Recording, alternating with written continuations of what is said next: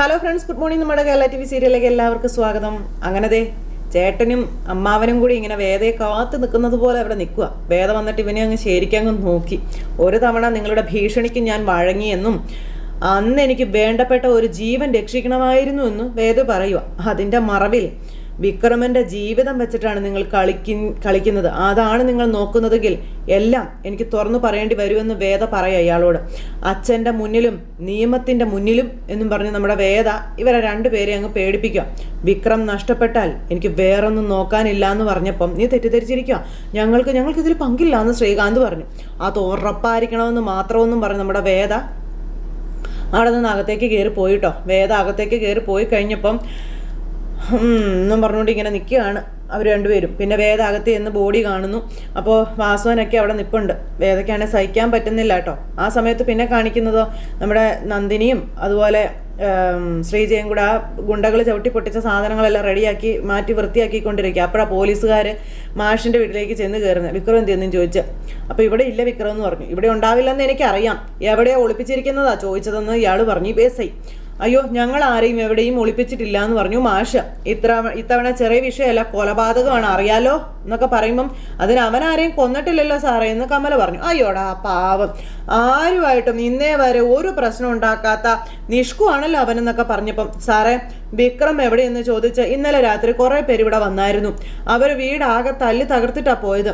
ഈ വീടിനോട് ചേർന്ന് നിർത്തുന്ന ചെറിയൊരു സ്ഥാപനമാണിതെന്നും എത്ര രൂപയുടെ സാധനങ്ങൾ അവർ നശിപ്പിച്ച് കളഞ്ഞെന്നറിയാവുന്ന ശ്രീജ പറയുമ്പം സ്വാഭാവികമല്ലേ പെങ്ങളെ, അത് പേര് കേട്ടൊരു രാഷ്ട്രീയക്കാരൻ്റെ മകനെ കുത്തിക്കൊന്നിട്ട് മുങ്ങിക്കളഞ്ഞാൽ പിന്നെ അണികൾ വെറുതെ ഇരിക്കുമെന്ന് ചോദിക്കുകയാണ് ഈ SI നമ്മുടെ ശ്രീജയോട്. ഇത്രയൊക്കെ ഉണ്ടായുള്ളൂ എന്നോർത്ത് സമാധാനിക്കുക. പകരത്തിന് പകരം തീർക്കാൻ ഈ വീട്ടിൽ നിന്നൊന്നിൻ്റെ തലയെടുക്കണമെന്ന് അവർക്ക് തോന്നിയില്ലല്ലോ. തോന്നിയോ എന്ന് SI ചോദിക്കുക. അപ്പോൾ കമലയും മാഷും ഇങ്ങനെ നോക്കുക കേട്ടോ. പെങ്ങൾ വിധവയാകാതിരുന്നതേ ദൈവാനുഗ്രഹമാണെന്ന് കരുതിക്കോളാനൊക്കെ പറഞ്ഞ് ശ്രീജയോട് പറയുമ്പം അവനല്ല സാറേ അത് ചെയ്തത്.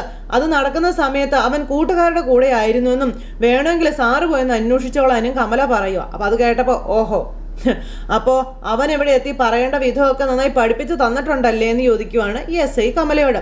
എൻ്റെ പൊന്നമ്മച്ചി, അവൻ ആ ചെറുക്കനോട് മുന്നേ വൈരാഗ്യമുള്ളതല്ലേ? നടു റോഡിലിട്ട് പട്ടിയെപ്പോലെ തല്ലുന്നത് കണ്ടിട്ട് അവൻ്റെ ഭാര്യ തന്നെയല്ലേ അവനെ അന്ന് കോടതിയിൽ വന്ന് അവനെതിരെ സാക്ഷി പറഞ്ഞത്? അതൊന്നും അമ്മച്ചി മറന്നുപോയെന്ന് ചോദിച്ചു. അന്നത് ചെയ്തു എന്ന് കരുതി എന്നും അവനാണ് പ്രതിയെന്ന് ആകണമെന്നില്ലല്ലോ സാറേ നമ്മുടെ മാഷ് അന്നേരം പറഞ്ഞു. ഇത് അവനെ പെടുത്താൻ വേണ്ടി മനഃപൂർവ്വം ആരോ ചെയ്തതാണെന്നും പറഞ്ഞു. അത് കേട്ടപ്പാണോ? എന്നാൽ അത് ആരാണെന്ന് കൂടി മാഷങ്ങ് കണ്ടെത്തിയേക്ക് എന്തേ എന്ന് SI സുധാകരൻ മാഷിനോട് പറയാട്ടോ. നിങ്ങൾ എന്തൊക്കെ പറഞ്ഞാലും ഇത്തവണ അവൻ രക്ഷപ്പെടാൻ പോകുന്നില്ല. അവൻ കുത്തുന്നത് കണ്ട ദൃക്സാക്ഷികൾ ഉണ്ടെന്നുള്ള കാര്യങ്ങളും പറയുവാണ്. അപ്പോൾ അതൊക്കെ കേട്ടപ്പോൾ ഇവരിങ്ങനെ അന്തം വിട്ട് നോക്കിക്കൊണ്ട് ഇങ്ങനെ നിൽക്കുക. മരിച്ച പയ്യനുമായിട്ടുള്ള പഴയ വൈരാഗ്യം കൂടി കണക്കിലെടുക്കുമ്പോൾ കൂടുതലായിട്ട് ആലോചിക്കാനൊന്നുമില്ല. പകയോടെ കാത്തിരുന്ന് നടത്തിയ പകയാണതെന്ന കാര്യമൊക്കെ ഇയാളിങ്ങനെ പറയണേ. പിന്നെ ജീവപര്യന്തത്തിലൊന്നും അത് ഒതുങ്ങാനായിട്ട് പോകുന്നില്ല. കോലക്കയറ് തന്നെ കിട്ടിയേക്കുമെന്നൊക്കെയാണ് SI ഇവരോട് ഇവരെ പറഞ്ഞ് പേടിപ്പിക്കുന്നത്.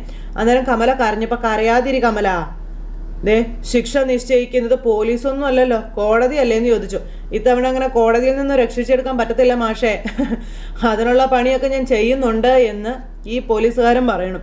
മര്യാദയ്ക്ക് അവനോട് വന്ന് കീഴടങ്ങാൻ പറയണം. ഞങ്ങൾ മെനക്കെട്ട് തേടിപ്പിടിച്ചാൽ പിന്നെ അറിയാലോ കുറേ കാലത്തെ കലിയ എല്ലാം കൂടി ചേർത്ത് കൊടുത്തിട്ടേ ഞങ്ങൾ കോടതിയിൽ എത്തിക്കത്തുള്ളൂ എന്ന് SI പറയണം. ജയിലിനകത്തായാലും അവൻ മരണം വരെ ചുമച്ച് കുരച്ച് കിടക്കുമെന്നൊക്കെ പറഞ്ഞുകൊണ്ട് ഇവരെ പറഞ്ഞിതാക്കുക.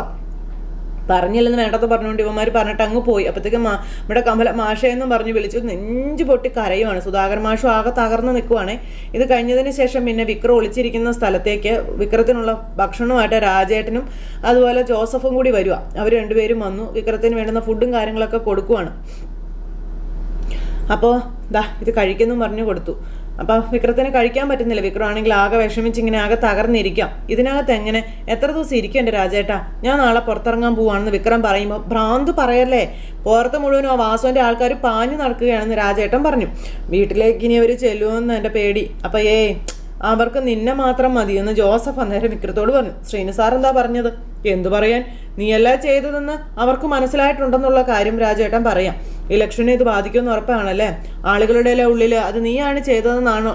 നീയോ ശ്രീനി സാറുമായി ബന്ധപ്പെട്ട വേറെ ആളുകളോ അല്ല ഇത് ചെയ്തതെന്ന് തെളിയിക്കാൻ പറ്റിയില്ലെങ്കിൽ ഉറപ്പായിട്ടും വാസുവിന് അനുകൂലമാകും തരംഗം, അതിനൊരു മാറ്റവും ഇല്ല.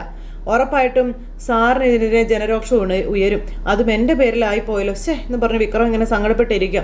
നീയാണത് ചെയ്തതെന്ന് ആ പുളിക്കൻ പോലീസിനോട് പറഞ്ഞും പോയി. അതെന്തിനാ അവൻ അങ്ങനെ പറഞ്ഞത്? അപ്പോൾ ശ്രീനി സാറ് ചോദിച്ചു, നീയാണെന്ന് തോന്നിയെന്ന് അവൻ പറഞ്ഞത്. നിന്റെ പേര് വിളിച്ചപ്പോൾ കുത്തിയ ആള് തിരിഞ്ഞു നോക്കിയെന്ന്. അപ്പോൾ അവൻ അയാളുടെ കൈയും വലിച്ചുകൊണ്ട് ഓടിയെന്നാ പറഞ്ഞത്. കുറച്ച് കഴിഞ്ഞപ്പോഴേ അയാൾ അവനെ തള്ളിയിട്ടിട്ട് ഓടി. ഓട്ടം കണ്ടിട്ട് നിന്നെപ്പോലെ തന്നെ ഉണ്ടെന്നാ പുളിക്കൻ പറഞ്ഞതെന്നുള്ള കാര്യമൊക്കെ പറയുമ്പോൾ എന്ന് പറഞ്ഞിരിക്കുക. പുളിക്കൻ അങ്ങനെ തോന്നിയതാണ് പ്രശ്നമായതെന്നുള്ള കാര്യം പറയുവാണ് ഈ ജോസഫ്. ഇത് കേട്ടപ്പോൾ വിക്രത്തിന് മൊത്തത്തിൽ എന്തൊക്കെയോ ഒരു സംശയം. അത് വെറുതെ അങ്ങ് തോന്നിയതല്ലെങ്കിലോ എന്ന് വിക്രം ചോദിച്ചു. അപ്പോൾ നീ എന്താ അങ്ങനെ പറഞ്ഞെന്ന് ചോദിച്ചു. പുളിക്കനെ കൊണ്ട് ഇത് പറയിപ്പിച്ചതാണെങ്കിലോ? ദേ പുളിക്കൻ എന്തോ ഇതിനകത്ത് പണിതിട്ടുണ്ടെന്നുള്ള കാര്യം വിക്രം പറയുക. അവൻ മുഖേന പല പ്രശ്നങ്ങളും ഉണ്ടായിട്ടുണ്ട് എന്നിങ്ങനെ പറഞ്ഞപ്പോൾ അങ്ങനെ നിനക്ക് തോന്നിയിട്ടുണ്ടെങ്കിൽ നിനക്ക് അപ്പം തന്നെ പിടിക്കായിരുന്നില്ലേന്ന് ചോദിച്ചു. ശ്രീനി സാറിൻ്റെ വിശ്വസ്തനല്ലേ എന്ന് ഓർത്തിട്ടാ, വെറുതെ സംശയിക്കണ്ടല്ലോ എന്ന് കരുതിയാണ് ഞാൻ ഒന്നും പറയാതിരുന്നത്. പക്ഷേ ഇപ്പം എല്ലാം കൂടി ചേർത്ത് വായിക്കുമ്പോൾ എനിക്ക് എന്തൊക്കെയോ, നമുക്ക് അവനെ അങ്ങ് പൊക്കിയാലോ രാജേട്ടാ, സംഗതി തെളിയിക്കാൻ അതേ മാർഗമുള്ളൂ എന്ന് വിക്രം പറയുക. അപ്പോൾ ജോസഫും ഒക്കെ ഇങ്ങനെ വരുന്നു. ആ സമയത്താണ് പുളിക്കൻ ഇങ്ങനെ രാത്രി ഒറ്റയ്ക്ക് നടന്നു വരുന്നത്. നശിച്ചൊരു കൊതുക് കടിച്ച മനുഷ്യനെ പരുവാക്കി എന്നൊക്കെ പറഞ്ഞ് നടന്നു വരും കേട്ടോ. ബശു ബശു എന്നും പറഞ്ഞൊരു ഒച്ച. പുളിക്കൻ തിരിഞ്ഞു നോക്കിയപ്പോൾ ആരുമില്ല. പുളിക്കൻ ആകെ പേടിന് എന്താ വല്ല പാമ്പുവാണോ എന്നൊക്കെ ഓർത്ത് ഇങ്ങനെ പുളിക്കൻ ഇങ്ങനെ നോക്കുക. ഇത് എന്തുട്രാ എന്നൊക്കെ പറഞ്ഞുകൊണ്ട് എന്തേലും ആട്ടെ എന്നൊക്കെ പറഞ്ഞ് നടന്നിങ്ങനെ പോരുക. വീണ്ടും ആ ശബ്ദം. അപ്പം പുളിക്കൻ ഇങ്ങനെ നോക്കുക കേട്ടോ. എന്താ പാമ്പോ ഷൂ ഷൂ എന്ന് വിളിക്കുവോ? അപ്പം ഇങ്ങോട്ട് വിളിച്ച് കൊത്തുന്ന പാമ്പുകൾ കൊണ്ട് പുളിക്കാന്നും പറഞ്ഞുകൊണ്ടൊരു ശബ്ദം. തിരിഞ്ഞു നോക്കുമ്പോൾ ദേ അതിൻ്റെ ടോർച്ചിൻ്റെ ലൈറ്റ്, ആ ടോർച്ചിൻ്റെ ലൈറ്റിലൂടെ ഇങ്ങനെ നോക്കിയപ്പോൾ നമ്മുടെ വിക്രത്തെ കണ്ടു കഴിഞ്ഞപ്പോഴത്തേക്കും എന്നും പറഞ്ഞുകൊണ്ട് പുളിക്കൻ ഇങ്ങനെ നിൽക്കുക. അപ്പോൾ ചുറ്റിനും ജോസഫ്, അതുപോലെ നമ്മുടെ രാജേട്ടൻ എല്ലാവരും ഉണ്ട്. പുളിക്കാൻ പേടിച്ചു, പുളിക്കാൻ പെട്ടു. പുളിക്കൻ്റെ അടുത്തേക്ക് ഇവരെല്ലാവരും കൂടി ഇങ്ങനെ ചേർന്ന് വരും. പുളിക്കാൻ പേടിച്ച് വിറച്ചിങ്ങനെ അവിടെ നിൽക്കുക കേട്ടോ. അപ്പോൾ താനെന്നെ കണ്ടു എന്നല്ലേ പുളിക്കാ പറഞ്ഞതെന്ന് ചോദിച്ചു പുളിക്കനോട്. ഞാൻ നിന്നെ വിളിച്ചപ്പോൾ നീയല്ലേ തിരിഞ്ഞു നോക്കിയതെന്ന് ചോദിച്ചു. പിന്നെ ഞാൻ രക്ഷപ്പെടാമെന്ന് പറഞ്ഞപ്പോൾ നീയല്ലേ കൂടെ വന്നത്? അത് തനിക്കുണ്ടായ തോന്നലോ അതോ താൻ മനഃപൂർവ്വം കളിച്ച നാടകമോ എന്താ അതെന്ന് ചോദിച്ചു. അപ്പോഴത്തേക്കും പുളിക്കൻ ഇങ്ങനെ നിന്ന് ഇങ്ങനെ ഉരുളു കേട്ടോ. പുളിക്കൻ ഓടണമെന്നുണ്ട്, പക്ഷെ ഓടാൻ പറ്റുന്നില്ല. എടോ തൻ്റെ മുഖം കണ്ടാൽ അറിയാടോ താൻ എന്തോ ഒളിക്കുന്നുണ്ടെന്നുള്ളത്. പറയടോ, എന്താണോ ശരിക്കും സംഭവിച്ചത് എന്ന് വിക്രം ചോദിക്കുക. അപ്പോഴത്തേക്കും പുളിക്കൻ ഇങ്ങനെ ഉണ്ടക്കണ്ണും വെച്ച് അങ്ങോട്ടും ഇങ്ങോട്ടും ഇവരെ നോക്കുക. എന്നിട്ട് ഓടാൻ നോക്കുക കേട്ടോ, ഇവരെ തള്ളി മാറ്റിയിട്ട്. അങ്ങനെ രാജേട്ടനെ പിടിച്ച് തള്ളുകയും ചെയ്തു. പക്ഷേ പുളിക്കൻ്റെ പിറകെ ഓടി പുളിക്കനെ വീഴ്ത്തി നമ്മുടെ വിക്രം. കാലയിലേക്ക് ടോർച്ച് എടുത്ത് എറിഞ്ഞ് അവനെ വീഴ്ത്തി. എന്നിട്ട് അവിടെ ഇട്ട് അവനെ പട്ടിയെ തല്ലുന്ന തല്ലു. എന്നിട്ട് കുറേ ഇട്ട് ഇടിച്ചു, ഇഞ്ചപ്പരുവൊക്കെ അവൻ്റെ കൂമ്പൊക്കെ ഇടിച്ച് കരയ്ക്കുക നമ്മുടെ വിക്രം. പറയടാ, സത്യം പറയടാ എന്ന് പറഞ്ഞപ്പോൾ ഈശോയേന്ന് വിളിച്ച് വിട്ട് കരയാ പുളിക്കനെ. പറഞ്ഞിട്ട് നീ പോയാൽ മതിയെന്ന് പറഞ്ഞു. അങ്ങനെ അവനെ അവിടെ കുത്തിപ്പിടിച്ചിരുത്തി. അത് കഴിഞ്ഞപ്പം അയ്യോ എനിക്കിതിരി വെള്ളം വേണേ എന്ന് പറഞ്ഞ് കരയുമ്പം നിനക്ക് തല്ലാൻ വരുമ്പോൾ ഞങ്ങൾ മിനറൽ വാട്ടറുമായിട്ട് വരാടാന്നും പറഞ്ഞുകൊണ്ട് ജോസഫ് ഒരു ചവിട്ടും കൂടെ എക്സ്ട്രാ അങ്ങ് കൊടുത്തു. അയ്യോ എന്നും പറഞ്ഞ് അവൻ അങ്ങ് പോയി വീഴുകയും ചെയ്തു. അവനെ കൊണ്ട് പറയിപ്പിക്കും എന്ന് തന്നെ ഇവർ ഉറപ്പിച്ചേക്കുക. ആര് പറഞ്ഞിട്ടാടാ നീ വിക്രത്തെ ഒറ്റിയതെന്ന് ചോദിച്ചു ജോസഫ്. അപ്പോൾ രാജേട്ടനും ജോസഫും പറയാം എന്നും പറഞ്ഞ് പുളിക്കൻ ഇരിക്കുക. അങ്ങനെ പുളിക്കനെ പൂട്ടി. അങ്ങനെ പറയാമെന്നും പറഞ്ഞുകൊണ്ട് ഇവനിങ്ങനെ ഇതാക്കി നിൽക്കുമ്പോഴത്തേക്ക് ഇവരുടെ കണ്ണിലേക്ക് ഇവൻ മുളകോടി വിതറിട്ട് ഇവൻ ഓടിയെന്ന് പറഞ്ഞിട്ടുണ്ടെങ്കിൽ ഇതിലെ പോയെന്ന് പിന്നെ ആരും കണ്ടില്ല. പക്ഷെ ഇവനൊരു ഇതിൻ്റെ മറവിൽ ഒളിച്ചിരിക്കുകയായിരുന്നു. ഈ സമയത്ത് പിന്നെ കാണിക്കുന്നതെന്ന് പറഞ്ഞിട്ടുണ്ടെങ്കിൽ നമ്മുടെ അവൻ വേദയുടെ ആങ്ങളെ കിടന്നുറങ്ങുക. അപ്പോൾ ഉറക്കമൊന്നും വരുന്നില്ല, ഭയങ്കര ടെൻഷനായിട്ട് ഇങ്ങനെ കിടക്കുക. അപ്പോഴേക്കും പുളിക്കൻ്റെ കോള് വന്നപ്പോഴത്തേക്ക് ശ്രീകാന്ത് ഫോണും എടുത്ത് പുറത്തേക്ക് പോന്നു. അപ്പോൾ ഞാനിപ്പോൾ ഒരു തരത്തിൽ രക്ഷപ്പെട്ടതേ ഉള്ളൂ എന്നും പറഞ്ഞുകൊണ്ട് ഈ ശ്രീകാന്തിനോട് ഇപ്പം പറയുക കേട്ടോ. അപ്പോഴാണ് നമ്മുടെ വേദ അതുവഴി വരുന്നത്. ഇവൻ്റെ സംസാരം കേൾക്കുന്നതുവേ ആരുടെ കയ്യിൽ നിന്ന് ശ്രീകാന്ത് ചോദിക്കും. അപ്പോൾ വേദ വെള്ളം എടുക്കാൻ പോയതായിരുന്നു. വേദ ഒന്ന് കേൾക്കുക. വിക്രമൻ്റെ കയ്യിൽ നിന്നെന്ന് പറഞ്ഞപ്പോഴത്തേക്കും വേദ പതുക്കെ അവിടെ നിന്നങ്ങ് മാറിയിട്ട് വന്നിങ്ങനെ ഒളിഞ്ഞു നിന്ന് കേൾക്കുക ശ്രീകാന്ത് പറയുന്നത്. എന്നെ കുറേ തല്ലി സാറേ, അതെ അയ്യോ വിക്രമാണ് കൊന്നതെന്ന് നുണ പറഞ്ഞതാണെന്ന് എനിക്ക് സമ്മതിക്കേണ്ടി വന്നു എന്നുള്ള കാര്യം പറയാം. എന്നിട്ടോടോ അപ്പോൾ പക്ഷേ സാറിൻ്റെ പേര് ഞാൻ പറഞ്ഞിട്ടില്ല കേട്ടോ, ഒന്ന് പുളിക്കാൻ പറയുക. അപ്പോൾ ശ്രീകാന്ത് ആണെങ്കിൽ ഇങ്ങനെ ടെൻഷൻ ആവുക. എൻ്റെ പേര് പറഞ്ഞിരുന്നെങ്കിൽ തൻ്റെ മരണം എൻ്റെ കൈ കൊണ്ടാവും. പറഞ്ഞില്ലെന്ന് വേണ്ടാന്ന് പറഞ്ഞുകൊണ്ട് ശ്രീകാന്ത് പറയുന്നത് വേദ കേട്ട് ഞെട്ടി നിൽക്കുകയാണ്. ഇനി ചേട്ടൻ അനിയത്തി പൂട്ടിക്കോളും. അപ്പം തന്ന കാശിന് ഞാൻ നന്ദി കാണിക്കും സാറേ എന്ന് പുളിക്കൻ ശ്രീകാന്തിനോട് പറയുവാണ്. അല്ല അതെ, ഞാനിനി എന്താ വേണ്ടത് സാറേ എന്ന് ചോദിക്കുമ്പോൾ ശ്രീകാന്ത് അന്തം വിട്ട് നിൽക്കാം. അവരുടെ കൈപ്പെട്ട അവർ ഉറപ്പായും എന്നെ കൊല്ലും, അതിന് മുന്നേ അവനെ അങ്ങ് തട്ടി കളഞ്ഞൂടായിരുന്നോടോ എന്ന് ചോദിക്കുകയാണ് പുളിക്കനോട്. അപ്പോൾ വേദയ്ക്ക് ഇതൊക്കെ കേട്ട് രക്തം തിളച്ച് വരുക. അയ്യോ എന്നെ കൊണ്ട് അതിനൊന്നും പറ്റത്തില്ല എൻ്റെ സാറേ, എനിക്കതിനുള്ള ആവതൊന്നും ഇല്ല എന്നൊക്കെ പുളിക്കൻ പറഞ്ഞപ്പം താൻ ആദ്യം തന്നെ വിക്രം എവിടെയാണ് ഒളിച്ചിരിക്കുന്നതെന്ന് കണ്ടെത്ത്, ഇന്ന് രാത്രി തന്നെ വാസവൻ ആ സ്ഥലത്തെത്തി അവനെ തീർത്തോളൂ എന്ന കാര്യമൊക്കെ പറയുക. എനിക്കോ തനിക്കോ അതിലൊരു പങ്കും ഉണ്ടാവില്ലെന്നുള്ള കാര്യവും പറയുക. ഇത് കേട്ട് വേദ നടുങ്ങി വിറച്ചിങ്ങനെ നിൽക്കുക കേട്ടോ. ഈ ദുഷ്ടൻ്റെ ചിന്തകളും വർത്തമാനവും കേട്ട് താൻ വേഗം സ്ഥലം കണ്ടെത്താൻ നോക്കണോ, ഞാൻ വെയിറ്റ് ചെയ്യാമെന്ന് പറഞ്ഞു. അപ്പം ശരി സാറേ എന്നും പറഞ്ഞ് ഓക്കെയും പറഞ്ഞ് ഫോൺ അങ്ങ് കട്ട് ചെയ്തു. ഇവൻ അവിടെ ഇരിക്കുക. എന്നിട്ട് ഈ പുളിക്കൻ മുണ്ടൊന്നും ഇല്ല, മുണ്ടൊക്കെ വലിച്ചു പറിച്ച് എടുത്തു അവർ. അപ്പം അതൊക്കെ പമ്മി പമ്മി പമ്മി പുളിക്കനെ തേടി ഇവരെ തേടി പുളിക്കൻ അങ്ങോട്ടേക്ക് വരിക. ഈ സമയത്ത് നിങ്ങളെ ശ്രീനി സാറിനെ പോയി വിവരം അറിയിക്കുക, ഇന്ന് രാത്രി തന്നെ അവനെ പൂട്ടണമെന്നൊക്കെ പറഞ്ഞുകൊണ്ട് ഇങ്ങനെ വിക്രം ഇവരോട് പറയാം. അപ്പോൾ ഇന്ന് രാത്രി തന്നെ അവനെ പോലീസിൽ ഏൽപ്പിച്ച് മൊഴി രേഖപ്പെടുത്തണമെന്നുള്ള കാര്യമൊക്കെ ഇവർ പറയുന്നത് പുളിക്കനിൽ നിന്ന് കേൾക്കുക. ആര് പറഞ്ഞിട്ടാണ് ഈ കൊലപാതകം ചെയ്തതെന്ന് അവനെ കൊണ്ട് തന്നെ പറയിപ്പിച്ച് അത് റെക്കോർഡ് ചെയ്യിച്ചിട്ട് വേണം പോലീസിന് ഇട്ട് കൊടുക്കാനെന്നുള്ള കാര്യവും പറയുന്നു. ഇതിന് പുറകിലുള്ളവരെ പോലീസിനെ സ്വാധീനിക്കാതിരിക്കാൻ അതാണ് നല്ലതെന്നൊക്കെ പറയാം. എന്നാൽ നിങ്ങൾ വിട്ടോ, ഞാൻ പോയിക്കോളാം എന്നും പറഞ്ഞുകൊണ്ട് നമ്മുടെ വിക്രം പോവാം. കൂട്ടിന് രാജേണ്ണൻ നിർത്തണമെന്ന് ജോസഫ് ചോദിച്ചപ്പോൾ വേണ്ട, ഇനി അവനെ പോലീസിൽ ഏൽപ്പിച്ച് കഴിഞ്ഞിട്ട് എന്നെ വിളിച്ചാൽ മതി എന്ന് വിക്രം പറയുക. പുളിക്കൻ ഇതെല്ലാം കേട്ടു. ഒരു കാര്യം ചെയ്യുക, എൻ്റെ ഫോൺ നീ വെച്ചോ, നിൻ്റെ ഫോണ് ഞാനും വെക്കാമെന്ന് ജോസഫ് പറഞ്ഞു. ടവർ ലൊക്കേഷൻ തപ്പി പോലീസ് നടക്കണ്ടെന്നും പറഞ്ഞുകൊണ്ട് ജോസഫും വിക്രവും കൂടെ ഫോൺ അങ്ങോട്ടും ഇങ്ങോട്ടും കൈമാറി. അങ്ങനെ അതും ഓക്കെ ആയി. അപ്പം ഞങ്ങൾ കൊണ്ടാക്കാമെന്ന് പറഞ്ഞപ്പോൾ വേണ്ട, ഞാൻ പോയിക്കോളാമെന്ന് പറഞ്ഞു.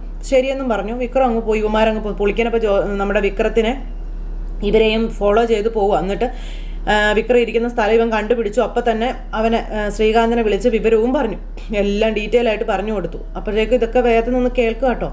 ശരി ഓക്കെ, ഞാൻ വിളിച്ച് പറഞ്ഞു കൊടുത്തോളാം, ഞാനിപ്പോൾ വാസുവിനെ ഒന്ന് വിളിക്കട്ടെ. ശരി വിളിക്കാം എന്ന് പറഞ്ഞുകൊണ്ട് ഫോൺ അങ്ങ് കട്ട് ചെയ്തു. അപ്പോഴത്തേക്കും വേദയ്ക്ക് ടെൻഷനായിട്ടോ. ഈ സമയത്ത് വാസുവിനും ഭാര്യ ഉറങ്ങാതിരിക്കുമായിരുന്നു. അപ്പം തന്നെ കോളും ചെന്നു. അപ്പോൾ ഭാര്യ ഇങ്ങനെ നോക്കുവാണ് വാസുവിനെ. വാസുവൻ രണ്ടും കൽപ്പിച്ചിങ്ങനെ ഇരിക്കുക. അപ്പോൾ ഇന്നടുത്ത് വിക്രം ഉണ്ടെന്നും പറഞ്ഞ് ആ ഒരു കാര്യവും പറഞ്ഞു കൊടുത്തു. അങ്ങനെ അപ്പോൾ എവിടെയുണ്ട് അവൻ എന്ന് ചോദിക്കുമ്പോൾ ചപ്പാത്ത് ജംഗ്ഷനിൽ നിന്ന് വടക്കോട്ടൊരു വഴിയുണ്ടെന്നും ആ വഴി പോകുമ്പോൾ ഒരു ഐസ്ലാൻഡ് കാണാം, അതിൻ്റെ ഓപ്പോസിറ്റ് നടന്ന മീഡ് സൈഡിലാണ് എത്തുക, അവിടെ ഒരു ഷെഡിലാണ് അവൻ ഉള്ളതെന്നുള്ള കാര്യം പറഞ്ഞു. അപ്പോൾ ഇതൊക്കെ വേദ കാണുക കേൾക്കുക. അപ്പോൾ ലൊക്കേഷൻ ഞാൻ അയച്ചു തരാം. പിന്നെ അവൻ്റെ ടവർ ലൊക്കേഷൻ അന്വേഷിച്ചിട്ട് കാര്യമില്ല എന്ന് പോലീസിനോട് പറഞ്ഞേക്ക്. അവൻ ഉപയോഗിക്കുന്നത് ജോസഫിൻ്റെ ഫോണും ജോസഫിൻ്റെ കയ്യിൽ അവൻ്റെ ഫോണുമാണ് ഉള്ളതെന്നുള്ള കാര്യവും പറയുക. അപ്പോൾ അവൻ അവിടെ തന്നെ ഉണ്ടെന്ന് ഉറപ്പല്ലേ എന്ന് ഈ മാസവും ചോദിക്കുമ്പം 100% ഉറപ്പാണെന്ന് ശ്രീകാന്ത് പറയണം. അപ്പോൾ ഇവൻ്റെ ചതി മുഴുവനും വേദം അറിഞ്ഞു. ശരി ഓക്കെ, ബാക്കി ഞാൻ നോക്കിക്കോളാമെന്ന് ഇയാൾ ശ്രീകാന്തിനോട് പറയുകയും ചെയ്തു. അപ്പോൾ ഫോണും കട്ട് ചെയ്തു. എന്നിട്ട് വാസുവൻ ഇങ്ങനെ ഇരിക്കും കേട്ടോ. വാസുവൻ എന്നിട്ട് അവിടെ നിന്ന് എഴുന്നേറ്റ് പോകുന്നു.